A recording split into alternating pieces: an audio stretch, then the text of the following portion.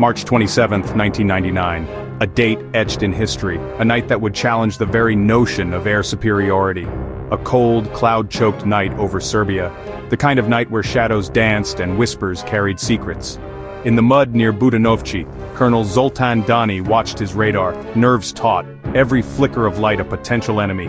For days he and his men had played a deadly game of hide-and-seek with NATO jets, a high-stakes chess match in the skies, constantly moving their old S-125 missile system, a relic of a bygone era, desperately trying to avoid detection.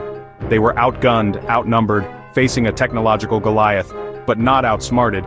They possessed something their adversaries underestimated: cunning.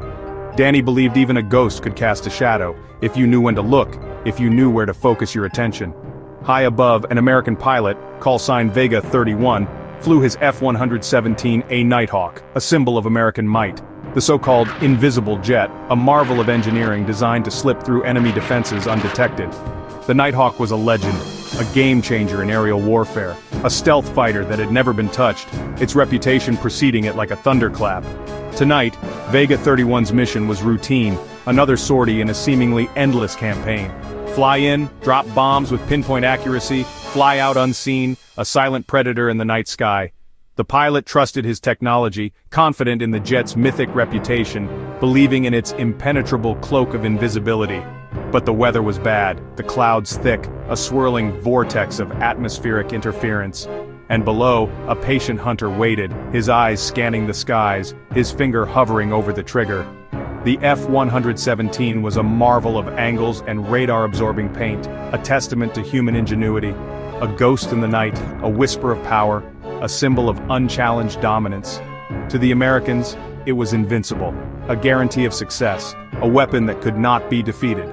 To the Serbs, it was a challenge, a symbol of oppression, an opportunity to defy the odds. The moon was hidden, shrouded by the storm, but the hunt was on, a deadly game of cat and mouse played out in the darkness. Every silence on the radar was a question, a moment of agonizing uncertainty, a potential trap.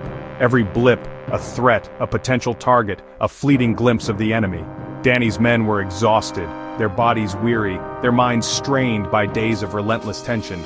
But tonight they were ready, fueled by adrenaline and a fierce determination to defend their homeland.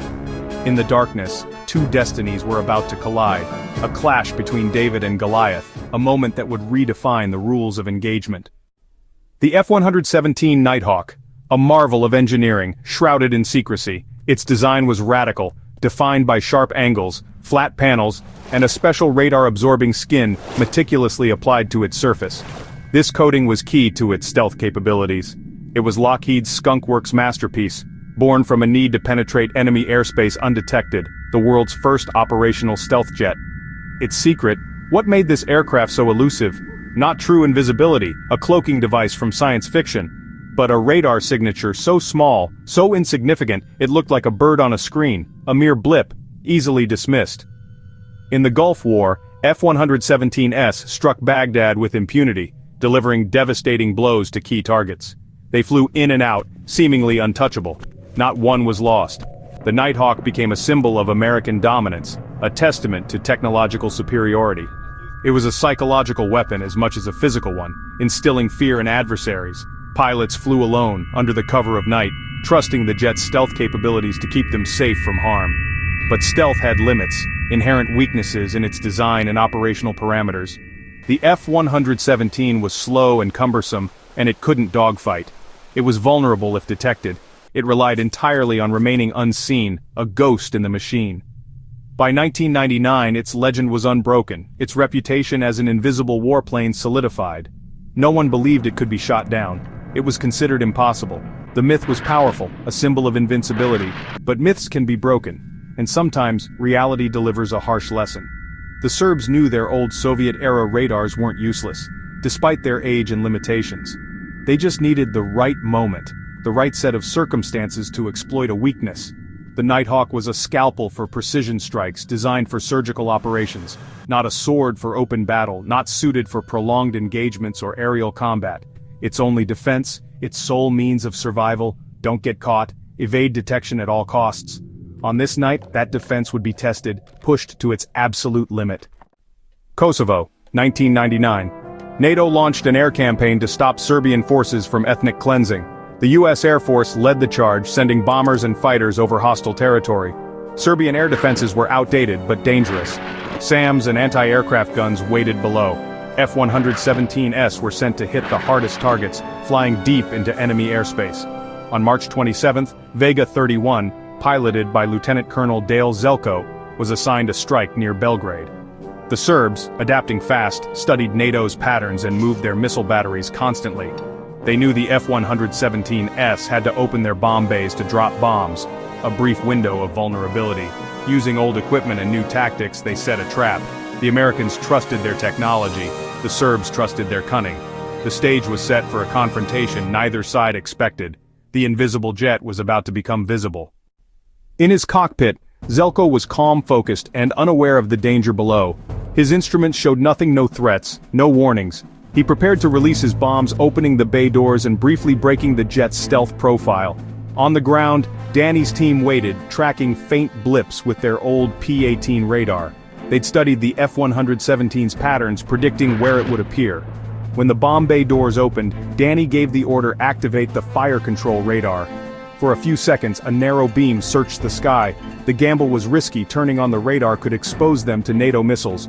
But they had only one shot. Suddenly, a solid contact appeared on their screen. The ghost was caught. The crew locked on, adrenaline surging. Years of training and adaptation came down to this moment. Dani didn't hesitate. The order was given fire. The hunt was over. The kill was about to begin. Dani's team had modified their S-125 system, using lower frequencies and short radar bursts to avoid detection. For 3 nights they'd practiced, power up, scan, shut down, move. On March 27th, a faint blip appeared. Right place, right time. Dani trusted his instincts and ordered the fire control radar on. For a moment nothing, then, a clear target. The F-117, bomb bay doors open, was exposed. The lock was solid. The impossible had happened. No time to celebrate, only to act. The missile system was ready. Dani gave the command, "Vatra, fire!" Outside, the night erupted as the first missile launched. The crew watched, breathless, as the missile streaked into the clouds. The ghost was now a target. The old Soviet radar had found the invisible plane. The myth was about to fall. The first 2 missiles, guided by radar, were launched with precision, but they missed their mark. The stealth technology of the F-117, while not perfect, was proving to be a significant challenge for the Serbian air defense systems. The F-117's stealth still worked, but barely.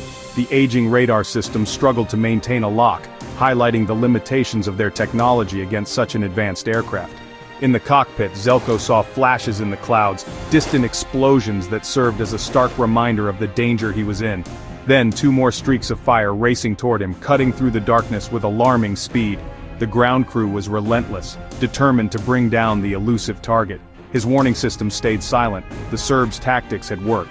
By using older radar technology in conjunction with visual tracking, they had managed to negate the F-117's stealth capabilities.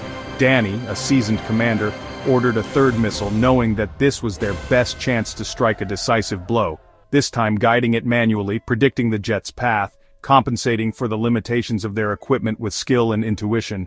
The missile didn't need a direct hit. Its proximity fuse was designed to detonate close enough to inflict critical damage, just to get close. The warhead was packed with shrapnel, ensuring a wide area of destruction. Zelko watched the fiery dot grow in his canopy, a terrifying realization washing over him as he understood the imminent danger. Time slowing to a crawl, every millisecond stretching into an eternity as the missile hurtled towards him. The explosion was sudden, violent, a blinding flash of light and a deafening roar that shook the aircraft to its core. His left wing shredded, alarms blaring, warning lights flashing frantically as the aircraft began to lose control. The Nighthawk tumbled out of control, spiraling toward the earth, a helpless giant succumbing to its wounds. Training took over. Zelko reached for the ejection handles, his mind focused on survival despite the chaos surrounding him. He pulled. The canopy blew away, ripped from the aircraft with explosive force, clearing the way for his escape. And he was launched into the night, propelled upwards by the force of the ejection seat, leaving the crippled aircraft behind. The invincible jet was mortally wounded, its reputation tarnished in a single devastating moment. On the ground, Dani's crew realized what they'd done, the magnitude of their achievement sinking in as they watched the burning wreckage fall from the sky. The impossible had become reality. A symbol of American air power had been defeated. The myth of the invisible jet was shattered, revealing its vulnerability to ingenuity and determination. Zelko was falling alone into enemy territory, his fate uncertain as he descended beneath the silk canopy. The world's most advanced warplane had been brought down, a testament to the fact that technology alone cannot guarantee victory. By old tech and human ingenuity, proving that even the most sophisticated weapons can be overcome with the right strategy and a little bit of luck. The balance of power had shifted, if only for a moment, a reminder that even the mightiest can be humbled. The legend was gone, replaced by a new narrative of vulnerability and the enduring power of human will. Zelko tumbled through the night, parachute opening above burning wreckage. He landed in a muddy field, buried his chute, and hid in a ditch as search parties swept the area. For 8 hours, he lay silent, listening to voices and flashlights passing close by. Meanwhile, Serbia celebrated. Wreckage of the F-117 was paraded on TV, a propaganda coup. The world was stunned. The invisible jet had fallen. For NATO, it was a shock. For Serbia, a triumph. The Pentagon scrambled to understand what went wrong.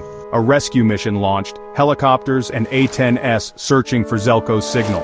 After a tense wait, he was found and lifted to safety. The myth of invincibility was gone.